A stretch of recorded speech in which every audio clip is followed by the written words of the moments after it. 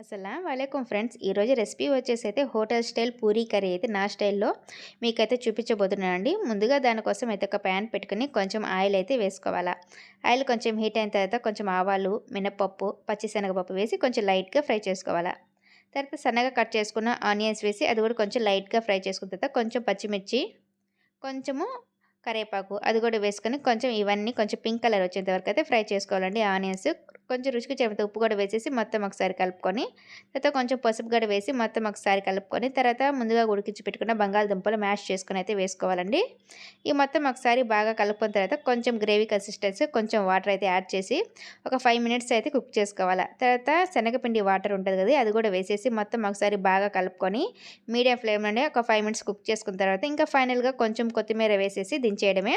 ఇది పూరీలకు వేసుకొని తింటే సూపర్‌గా ఉంటుందండి. మన ఛానల్‌ని ఎవరైనా ఫస్ట్ టైం చూస్తుంటే సబ్స్క్రైబ్ చేసుకోండి ఫ్రెండ్స్. అలాగే లైక్